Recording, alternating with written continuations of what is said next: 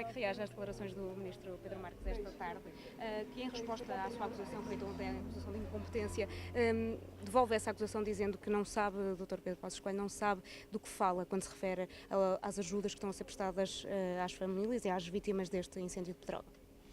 Eu quero recordar que os portugueses, num gesto extraordinário de solidariedade, conseguiram juntar qualquer coisa como 13.300 milhões de euros em donativos para que eles pudessem chegar rapidamente às famílias que foram afetadas e à região em torno de Pedrógão que foi vitimada por aquele trágico incêndio.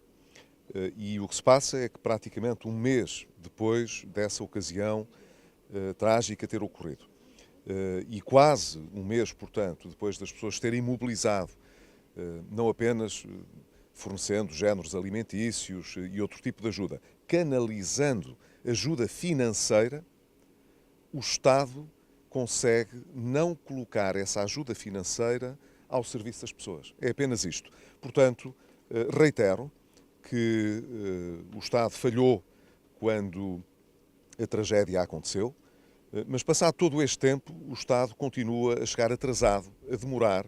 Os ministros passeiam-se por Pedrógão Grande, chega a ser indecoroso a forma como à vez todos passeiam à frente das televisões naquele cenário, julgo eu, de forma a querer dar erroneamente ideia às pessoas de que estão a fazer tudo e de que o Estado está a ser eficiente e que está a dar respostas quando elas têm sido tardias. E não vejo uma forma mais eloquente de chamar a atenção para isto do que dizer e lembrar que houve uma ajuda financeira, que a sociedade civil se mobilizou para que fizesse a diferença e pudesse chegar rapidamente às pessoas, e o Estado o que decidiu fazer, criar um fundo para gerir esses apoios que a sociedade civil se mobilizou para poder dar às pessoas, e passado todo este tempo ainda não tem sequer uma forma de poder fazer chegar essa ajuda às pessoas. O Governo diz também que o senhor está a fazer um aproveitamento político de uma situação que foi muito dura para o país. Como é que reage a essa acusação? Eu creio que o Primeiro-Ministro gostaria que estas questões não fossem discutidas publicamente. Mas como eu tive a ocasião de dizer no Parlamento, a oposição existe. E não existe só para elogiar as coisas boas que o Governo faz. Existe também para lembrar as coisas que o Governo não faz ou que faz mal. E se há matéria que tem de ser discutida politicamente, porque é para isso que existe a política, são as coisas que afetam gravemente as pessoas. O Governo talvez preferisse não ter oposição, não ter de ser chamado a prestar contas daquilo que faz, daquilo que não corre bem, mas na verdade nós não podemos permitir que o Governo vá instrumentalizando, que é o que vem acontecendo, aquilo que ocorreu de trágico, para depois não querer estar disponível para prestar contas daquilo que faz e, sobretudo, daquilo que não faz, porque esse é o ponto para que eu já chamei a atenção. O Governo continua a estar muito lento a responder àquilo que são as necessidades das pessoas. E nós não podemos deixar passar isso em claro, porque o tempo vai passando, a comunicação social, como é evidente, vai-se cansando dos temas, vai deixando de os ter na primeira linha da abertura dos telejornais, das primeiras páginas dos jornais, mas os problemas para aquelas pessoas existem e não estão a ter a resposta adequada. Mas não pode ser automático, é isto que o Governo diz. Por exemplo, há donativos que chegaram a algumas instituições que não foram feitos diretamente para a conta que foi aberta pelo Governo, e é preciso agora criar protocolos com essas instituições. Percebe este argumento de que não pode ser automático, não pode ser, enfim, um processo automático a acontecer? Se fosse um processo automático, as pessoas recebiam diretamente esses apoios. E há instituições, nomeadamente ao nível, por exemplo, dos bombeiros, das associações humanitárias de bombeiros e outras associações de caráter humanitário, que têm solicitado até que as pessoas possam diretamente fazer-lhes chegar as contribuições, porque essa é a melhor garantia que têm de que vão receber esses apoios. Ora, estas contas que existiram foram contas para as quais as pessoas solidariamente fizeram transferências, esperando que houvesse diligência na maneira de depois fazer chegar esse dinheiro às pessoas que mais precisavam rapidamente. Ora, nós sabemos, passado todo este tempo, que o Estado ainda não tem uma resposta sequer para indemnizar as vítimas diretas mortais do que aconteceu. dessa tragédia. O PSD deu algum tempo ao Governo para que o Governo, exatamente à semelhança do que aconteceu em tragédias, embora com outras naturezas, ou melhor, com outra natureza, com outras razões, aconteceu em Entre os Rios há muitos anos, infelizmente, mas aconteceu também numa estrada nacional.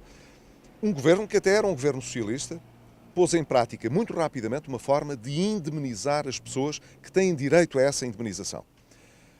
É importantíssimo evitar que as pessoas tenham de recorrer a tribunal para poder receber as indemnizações a que têm direito. Ora, demos um tempo ao Governo para que, mais rapidamente, porque o Governo podia fazer isto mais rapidamente através de uma resolução do Conselho de Ministros, através de um decreto-lei, pudesse criar um mecanismo de indemnização às famílias. Ainda não o fez. Por essa razão, avançámos nós no Parlamento com uma iniciativa para que isso pudesse acontecer. Estamos à espera que as restantes bancadas deem o seu acordo para que este projeto possa ser votado. Ainda não foi. Passar todo este tempo, portanto, numa coisa que estava à mão do Governo resolver mais rapidamente e o Governo não resolve. Agora, repare, o Governo não consegue sequer fazer chegar estes apoios que as pessoas voluntariamente deram às instituições. Não é automático, mas por mais explicações que me queiram dar, não creio que nenhuma das pessoas que tenha dado um contributo para ajudar as vítimas perceba que, passado todo este tempo, ainda ninguém tenha recebido coisa nenhuma. Por falar nas outras bancadas, já hoje o Bloco de Esquerda diz que o senhor, no que diz respeito à Altice, não está minimamente preocupado com o facto de 3.000 trabalhadores poderem vir a perder o emprego na reestruturação da PT. Que leitura é que faz esta acusação? Não sei em que é que ela se fundamenta, para ser honesto. Eu tenho ouvido o Bloco de Esquerda a usar muito os trabalhadores para fazer a sua própria promoção política. Mas não tenho visto o Bloco de Esquerda interessado em alterar fundamentalmente as circunstâncias em que os trabalhadores vivem ou em que se geram condições de emprego no país. Pelo contrário, aquilo que vejo é o Bloco a dizer uma coisa e depois a apoiar um governo que faz outra. Nós nunca tivemos tantos trabalhadores a receber um salário mínimo como temos hoje, e quem ouça o Bloco de Esquerda, quem ouça o Partido Socialista, quem ouça os membros do Governo, fica com a ideia de que acabou um modelo económico baseado em baixos salários. Agora, todos os salários vão ser bons e os rendimentos vão aumentar. Mas o que se passa é o contrário. Portanto, eu recomendo ao Bloco de Esquerda que não use tanto o nome dos trabalhadores para se promover politicamente. Podia ser feita a defesa do emprego desses trabalhadores? Se está a referir a uma empresa em concreto, a Altice. Nós temos regras, temos leis no país, temos reguladores no país a quem cabe zelar pelo cumprimento dessas leis. Não é ao Governo diretamente e ao Primeiro-Ministro que compete estar publicamente a fazer uma espécie de bullying sobre determinadas empresas, nomeadamente essa. Se o Governo está preocupado em saber o que é que se passa com o processo dos trabalhadores, tem meios de o poder fazer. Tem um Ministro, tem um Secretário de Estado, tem diretores gerais, tem muita gente que pode falar com a administração daquela empresa e tentar saber o que é que se passa. E se alguma coisa não está a ser feita que defenda os trabalhadores, há mecanismos legais para que isso possa ser feito.